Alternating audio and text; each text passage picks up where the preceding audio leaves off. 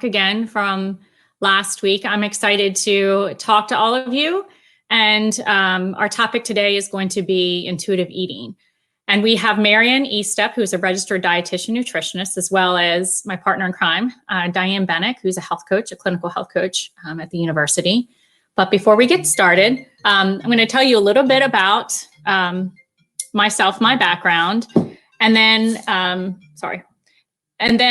read a little disclaimer before we get started, and then Marianne and Diane will meet us. So I'm a board certified clinical health coach and also a clinical instructor in the Department of Behavioral Health and Nutrition at University of Delaware. And I'm the clinic director of the Clinical Health Coaching Research and Training Center, also at the University of Delaware, right at Star Campus. So that's about me. And then I'll invite, like I said, our friends in just a moment. Before we get started, just wanted to tell you a little bit about NAMI Delaware, who's invited us to come in and talk. So it's offered by NAMI Delaware, it's our session today, and it stands for the National Alliance on Mental Illness. NAMI Delaware is a state agency affiliated with the national organization, NAMI. There are NAMIs in every state, so if you're watching this from outside of Delaware, you can find your closest NAMI by visiting their website, nami.org. You can find out what programs are available near you. NAMI Delaware offers support groups, education and awareness programs, advocacy, and housing. During COVID-19, their programming has switched to virtual formats like this one on Facebook Live. They are holding their support and social meetings online using Zoom. You can learn more about NAMI Delaware at their website, namidelaware.org, or you can call their helpline. The number should be streaming below this screen. Before we begin, we want to remind you of one more thing. You are not alone. This experience we are having with COVID-19 is unlike anything we've experienced before, and it might be feeling a little bit overwhelming at times. Please know that there are resources available for you at any time, 24/7, should you need to talk to someone. You should see the crisis text line number below on the screen. This is just one way to reach out and connect, but there are others as well. If you're looking for more resources, you can check out NAMI Delaware's resource list on their website. So without further ado, Diane and Marianne, why don't you come on in and introduce yourselves? Hi, I'm excited to be back. My name is Diane Bennick, and as Tara said, I work with her at the Clinical Health Coaching Research and Training Center on University of Delaware's campus. My background is in nursing, and I'm also nationally certified in health and wellness coaching. Hi, and I'm Marianne Estep. I'm a registered dietitian. I work at the University of Delaware in the nutrition clinic, and I am also a certified intuitive eating instructor. I'm glad to be here today. So Marianne, you just touched on our topic for tonight. Can you help us understand what intuitive eating is? What's the definition of it? So we could look at intuitive eating as a non-diet approach to health. It's really focusing on the physiological hunger and satiety cues within your own body rather than situational or emotional needs. So that's a lot. Break down or simplify it for us. I can do that, making it a little simple. Simply put, I believe intuitive eating is really a personal process. It's an inner journey about yourself, understanding what your own needs are. Nobody knows what your body needs at any time any better than you do. It really allows you to get in touch with those cues that your body is messaging to you all the time that sometimes that we don't hear. So as we focus on inner self, unfortunately, diets often take us externally and we start following other rules. So the intuitive eating just brings us back to that process. Marianne, a lot of times I hear people talk about mindful eating and awareness. Can you explain a little bit, how do mindful eating and intuitive eating fit together? Right, and so they can kind of go hand in hand. And if we look at mindful eating kind of being a skill set and then intuitive eating being the framework, that might be easier to understand. Where in mindful eating, that person is paying attention and eating with intention, paying attention to texture or flavor or temperature of the food and being really in the moment. And to how it fits into intuitive eating, and we'll get back to this in a principle in a couple of minutes, is that intuitive eaters rely on their instinct really to help them decide how much and when to eat. So a little bit different, but kind of like I said, they go hand in hand. The more we get in tune to what we're eating and our hunger cues and what our body is telling us, then we're able to choose foods that are more nourishing as well as satisfying at the same time. So intellectual knowledge is not enough. I mean, most people can tell you an apple probably is more nutrient dense than a bag of French fries, but it really is going to take it a step further, and intuitive eating allows somebody to really hone in on those hunger skills. And it takes time and patience and practice. I don't know anybody that wakes up tomorrow as an intuitive eater. So that's an important process too, that, it does take some time. Also, isn't this based on a book, the intuitive eating book? Yeah, so right. The two dietitians that have really brought intuitive eating to the forefront over the last 25 years, and actually who trained me are Elise Fresh and Evelyn Tribole. And they have developed several books and centered around their 10 principles. And there it is on your screen there, the intuitive eating, the revolutionary diet that works. And that's edition 3. Edition 4 is coming out at the end of June. So a quick, easy read for people that are interested in more on the topic. But they've developed 10 principles of intuitive eating. And the program that they really work on is evidence-based, and it was validated by the work of Dr. Tracy Tyka from Ohio State University. And Dr. Tyka says that the intuitive eating is really based on 3 core components, and that is focusing on those inside cues of hunger and satiety, and eating for hunger rather than other reasons, and then also giving yourself that unconditional permission to eat when you want to. And when people can do this, it can really free them from that cycle of dieting, yo-yo dieting, and the weight trap that sometimes we fall into with that too. And so I believe this is a great approach for somebody that has tried diets for long periods of time and have struggled with their weight without really kind of any success. This can give that freedom to somebody and really allow somebody to get back in touch with their feelings and heal their relationship with food. So for someone who's happy with their diet, would this also be something that they'd want to do? So yes, if you're happy with what you're doing, by all means, you can still probably learn some of the principles and maybe apply them if they help you here and there. But as we'll talk about in principle number 1, we want to really get rid of dieting altogether. So speaking of principle number 1, it sounds like a tough one. Reject the diet mentality. Our society isn't very good at that one. Well, it can be tough for some that have been dieting for almost their entire life to suddenly be asked to get rid of everything they've ever known. It can be scary at times too. And the problem with dieting is we're surrounded by diet cultures every day, all day, through social media, through magazines, through TV, everywhere we look, we are impounded with messages from the diet culture. And this can be kind of a really scary place to be, because it leads somebody to believe that maybe I should be dieting, or maybe I should be eating in a certain way or look a certain way. So the body image is a real important part of this too. And it's important to realize that healthy behaviors can come in any size. There's no perfect size for somebody. So really looking at what can help somebody become more of an intuitive eater by, this is where we get a little scary. We ask people then to start giving up those dieting rules that they have followed for so long in their life, really start shifting from a weight management focus over to a sustainable behavior for a focus.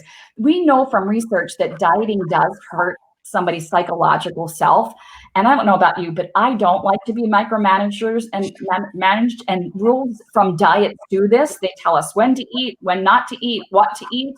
And the important thing that we're doing in this first principle is really getting somebody to slowly think about everything that dieting has done to them. Has it made them socially changed? Maybe they don't go out to places because they're afraid of food that they're going to eat, or maybe it's a body image thing that they have changed their behaviors for. Important thing is to know that eating's not a pass-fail. You don't get a grade. You're not good if you eat something, or you're not bad if you're eating something too. And every time you eat, it offers an opportunity to learn something about yourself. So it can be a tough one, especially, like I said, if somebody has been doing this for long periods of time. So you bring up a lot of really good points on why we should really reject that diet mentality. So, in the practical sense, with us working with clients as health coaches, what suggestions do you have to get started with that? So that's a good question. So many times people don't even know that they're engaged in diet culture or dieting rules or stuck into that. And it's because it's like water to fish. It's all around us. But that first step would be just really be aware of the diet mentality. And it's not that you lack willpower, and it's not that you're a failure when you can't stick to a diet. So really cultivating that self compassion that Dr. Chambers talked about on Thursday too. No shame and no blame. Wouldn't that be a wonderful place to be? That you didn't feel guilty after eating or what you're eating. And so the other thing I really suggest is really maybe sit back and write down all the diets you've tried and how they've made you feel and how they've affected your life, like we talked about. And then make a list of all the tools that you know. Is it the scale? Are you a tracker? Are you a counter? Whatever it is, start letting them go one at a time. And this would be, I think, a perfect setting for working with a health coach too, is really getting that extra support of when that's going to happen and how you're going to go about doing it. I know the scale is a scary one for some people, not to get it on and not to, but I had one client said that when they got on the scale every day, it would set the mood or the tone for the day. So if she got on the scale and it was what she liked, then it was a good day. And if it was a pound or two up, it was a bad day. And that's a kind of a tricky track to be in, because remember, the scale weight doesn't tell a full story, especially if you're adding exercise to some weight gain. Could be from extra blood volume or extra muscle volume. So that scale weight doesn't tell the whole story. And you are not a scale weight. You are a full person. You're more than just a body weight on a scale. Yeah. So that resonates with us so much, because it becomes almost habitual to weigh yourself. The other piece, just to remind everybody and just to talk a little bit about, is this willpower piece that you were saying. Willpower is fleeting. Boy, it's not something we should be relying on, right? So I really appreciate that as a coach, to remind everybody about willpower. It's a kind of a taboo word. It's not right. something. And it's a shame, because I think it is something that's been ingrained in our brains from diet culture for so long that sometimes we don't even recognize that that's what it is. But quick, easy diet, you can follow this, lose 20 pounds in 2 days, and so we can see how that comes across like that. It's not about you. Yeah, and then it really takes you down that road of feeling bad when you make poor decisions. When this is really the opposite of that. It's setting up your environment to be successful, and also to the self-compassion, and also the last piece is that bad food's not bad.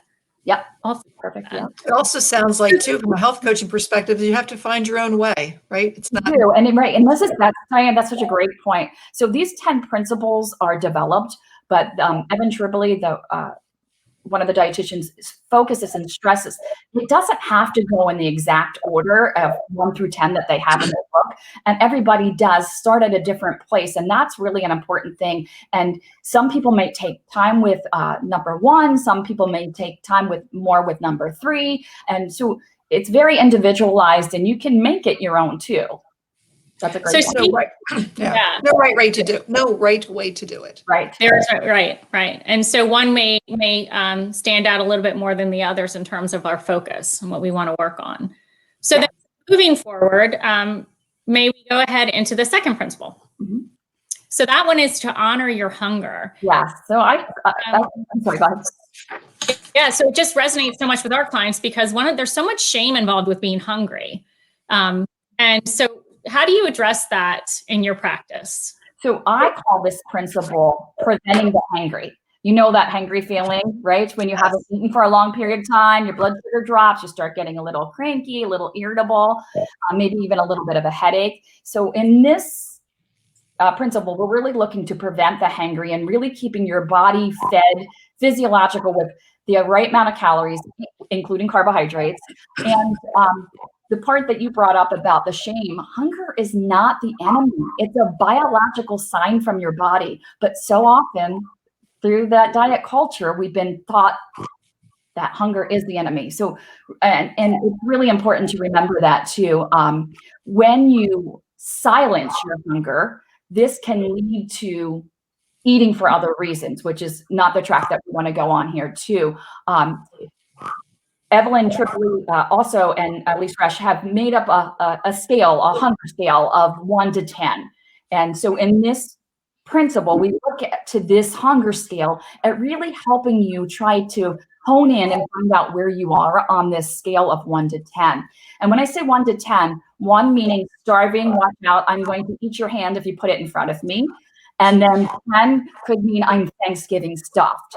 Now, we really want to be eating between a 3 and a 7. And where that is for everybody is different, all right? So hunger could feel differently to different people and in different places. I know when I'm hungry, when my stomach starts to growling. Some people might get a little bit of lightheadedness. And then, so it's trying to figure that out for you, where that is.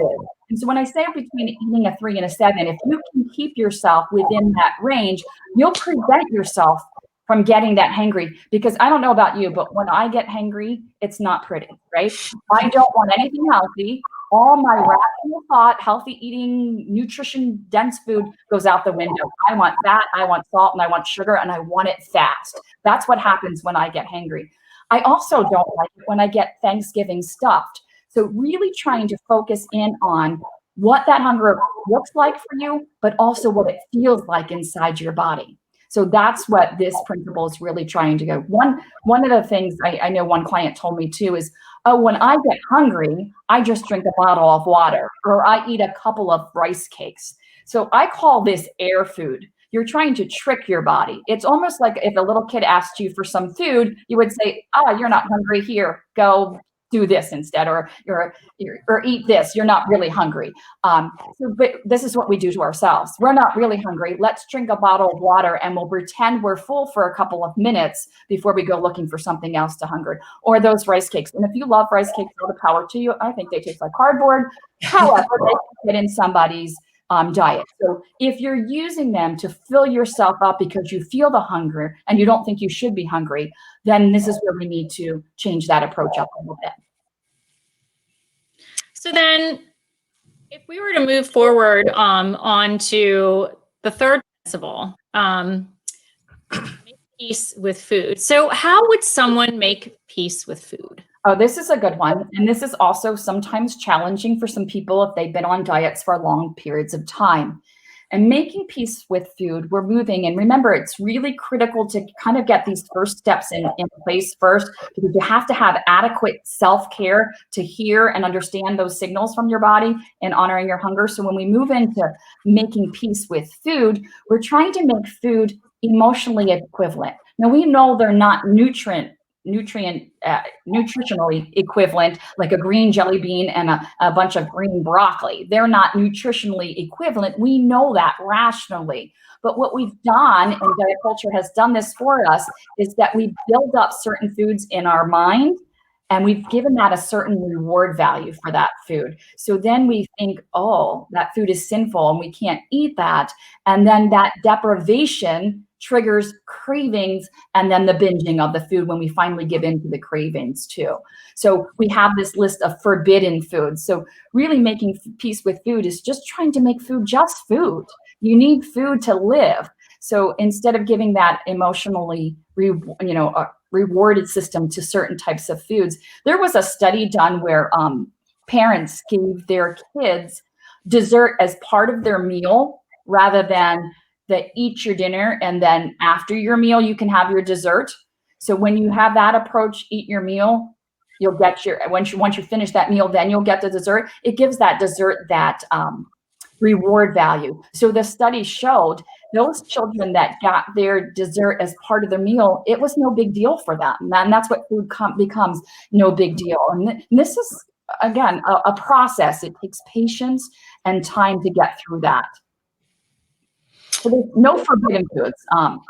But you're also not saying throw out nutrition totally. Exactly, Diane. And we'll get to this in a second too. And a lot of times I get the question, well, why aren't we talking about nutrition? We do in Principle 10, but in order to really heal the relationship with food, we need to get these first steps in order. And then we'll talk about gentle nutrition in Principle 10. But certainly that's not what I'm saying. I'm not saying, hey, let's pull up to the new McDonald's and load up with that. Although if you want to, that's fine too. But we're looking for that balance. And this is part of that can be. So sometimes that nutrition piece has to be on the back burner for a little while as you're practicing. Exactly. Really to wrap your head around it and then really start the healing process of that relationship with your food. So Diane, I've heard you talk about like an action step before in terms of really coming up with an idea of these forbidden foods. What would you recommend to a client in this stage or in the third principle? So with making peace with food, I think this is another great place where health coaches can be really assistant, and dietitians also can really assist people with. And what I recommend is making a list of those forbidden foods. And then from that list, picking one at a specific time. Now, you don't want to do it when you're stressed out and starving by any means, but you want to be in a good place where you're comfortably full and you're really going to be able to engage in that food. And so you pick one food from that list, one at a time. So let's say if you're going to go with Ben and Jerry's and it's a specific flavor, then you're going to stick with that Ben and Jerry's flavor and you're going to eat it in a calm, stressless environment and really paying attention again to the hunger cues, but also what that food tastes like. And we'll get to satisfaction in a minute too. So that one food at one time and then process it. So often I have clients do this and they're shocked that they'll let themselves have it. And it wasn't all that they cracked up to be. So some of the questions after doing this little activity would be, did I like the way it tastes? How did it feel after I ate it? And then would I choose to have this food again? So it's a very slow process. And again, it could get back to allowing yourself some of the foods that you thought that you couldn't really eaten for long periods of time. Thanks, Mary. Moving on to Principle 4, challenging the food police. Who are the food police? Yeah, well, the food police can be a couple different people or things. Diet culture certainly could be a food police with all the rules that we've seen in diet. Don't eat after 6 o'clock. Don't eat carbohydrates. No white foods at all. You know, you've seen them probably as much as I have. So diet culture can be. It could be a family person, a family member, or a friend. But most of all times, it's our own inner psyche. It's those voices in our head that we have thought to ourselves. I'm bad because I've eaten that. I couldn't stick to that diet. And it's really, again, getting back to that compassion. And we want to chase the food police away from ourselves and just get rid of them altogether. And this is a critical step in intuitive eating. We really want to be kind to ourselves, like Dr. Chambers had said, and really start focusing on what our needs are. So we probably need to investigate our support around us, especially now. Especially now, you know, in the time of COVID crisis. And we'll get to more about how this applies to COVID on Thursday, but really moving away from that perfectionist thinking. I'm going to run every day of the week, or that's perfectionist, or more of a, for the most part, thinking is where I go, is that I'm going to exercise as often as it makes me feel good and energized. So that would be an example of moving away from perfectionist thinking and going more towards that for the most part. I have yet to meet the person that eats perfect every single day, but there are some people that really believe that perfect eating is what we need to have to achieve health, and it's not. Right. Yeah. Perfectionism needs to just be tossed out the window in so many aspects of our health. You know, stacking up a lot of really good decisions in a row is going to take us in the direction that we want to go. Right. Exactly. So then if we're going to look at the fifth principle, which is to feel your fullness, how may you suggest somebody do this? So we can go back to that hunger scale that we were using, and we can use it as a fullness scale. Because remember, above 7, 8, 9, and 10 is when we're getting uncomfortably full and more full, and then Thanksgiving stuff. So we can use that same scale to understand where we are as far as feeling full. And again, just like hunger, fullness is going to feel different for different people. When you feel full, you might feel a little bit of stomach distension, or if you've eaten too much in a Thanksgiving stuff situation, you might feel like overfull, that bloating feeling too. But you also might have fewer thoughts about food when you're feeling comfortably full. And so in this 3 to 7 range that I've been talking about, first, remember, 7 is still comfortably full. We need to really understand what that fullness feels like for you. And there's a couple of different things you can do. And if I go back to the hangry for a second, when you're hangry, most people are hangry. We typically will maybe start at a 1 or 2 on that hunger scale. And we're so starved that we eat so quickly that we go right through our fullness signs and symptoms until we get uncomfortable signs. And I had one client tell me that she didn't know the difference. She didn't know there was an in-between. She was either hangry or Thanksgiving stuffed.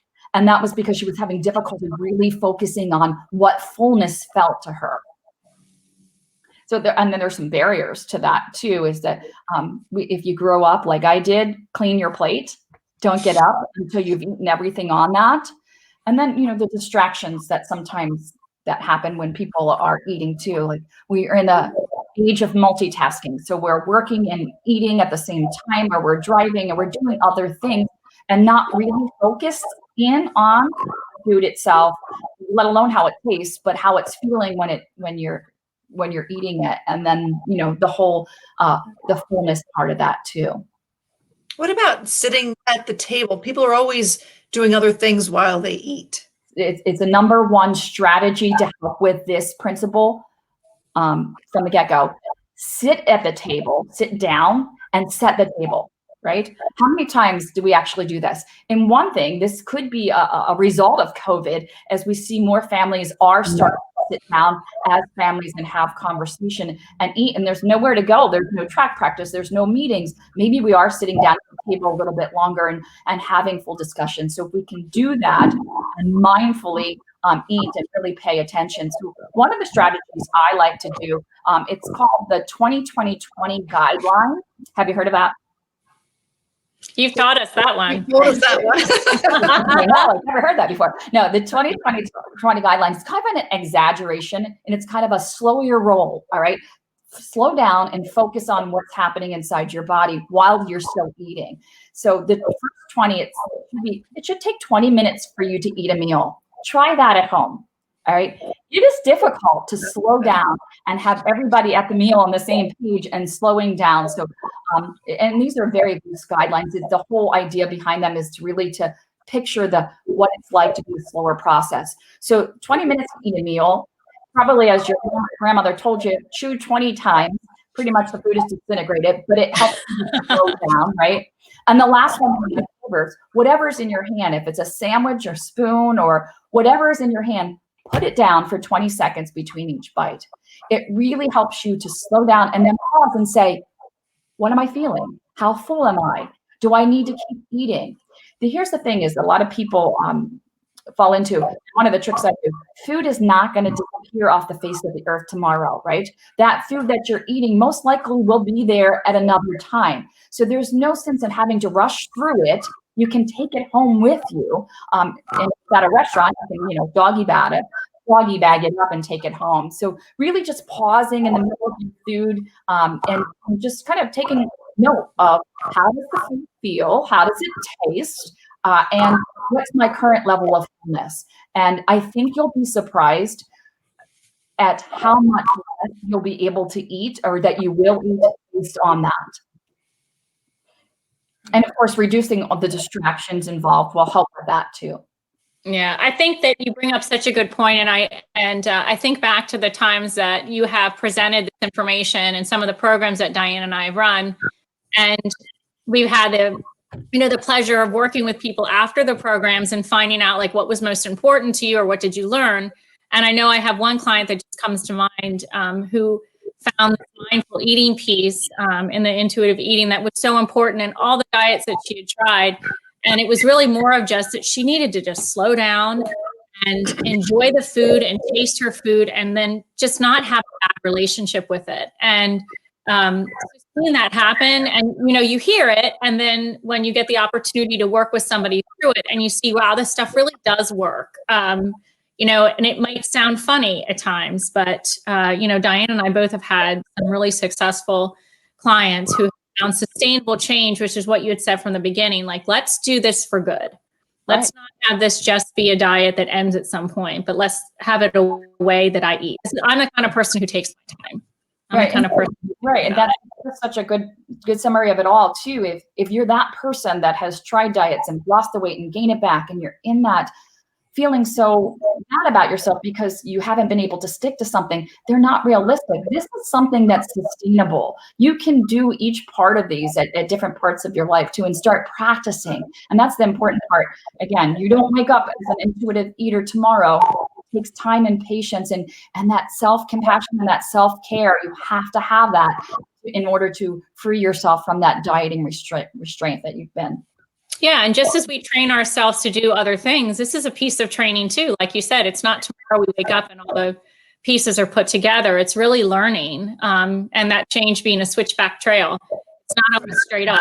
We have to do a little bit of learning, a little bit of sliding. So. Yep, exactly. Marianne, we do have a question. Okay.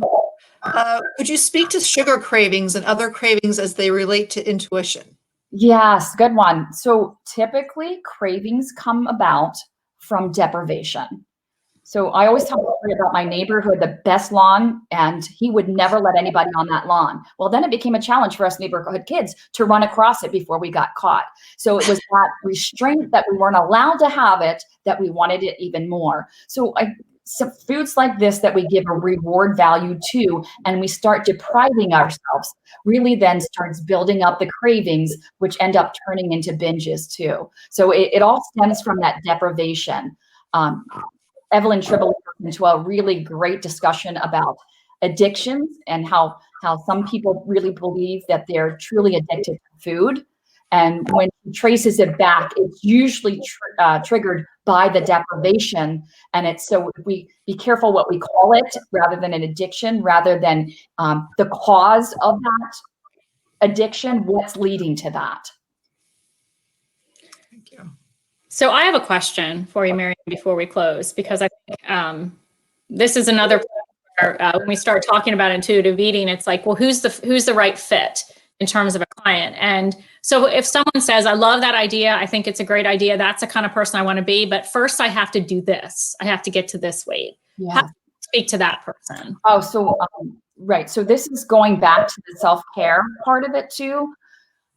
So in a sense, somebody is saying, I don't deserve to do this until I get to my dream weight.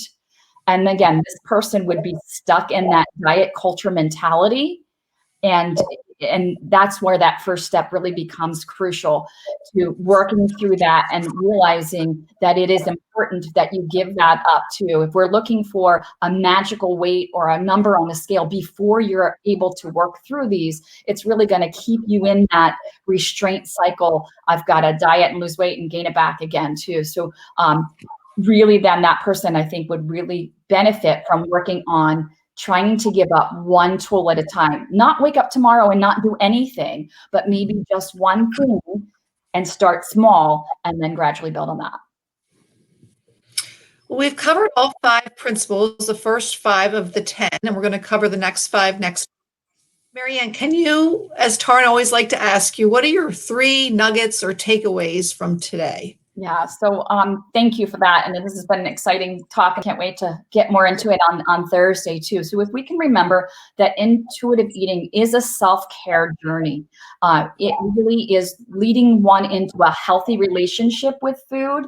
And remember the 3 core components that I talked about: eating for physical reasons rather than emotional reasons, using the hunger and the fullness, the satiety cues to drive what and how much you're eating. You'll be surprised at how much less that you're probably going to be eating. And then the last one, giving yourself unconditional permission to eat what you want, when you want, no strings attached. I'm going to eat this cake, but I'm going to go jazzercise for 5 hours afterwards, right? No strings attached with this, this unconditional permission to eat. Thank you. Well, it was a great start. We got the first 5 principles away or out of the way, and we talked about them, and hopefully it gives whoever's listening or paying attention on Facebook Live some ways to start or some things to think about, food for thought, because as Diane and I always say, it's not always action. Sometimes we just need to think about things and think about how it feels for us, or if this is even something I want to try. And then the information also on the screen that talks a bit about how to get more resources on intuitive eating. But we'll be back on Thursday at 4 o'clock to talk about the next 5. See you then. Thanks, everybody. Thank you, everyone. Thank you. Bye. Bye.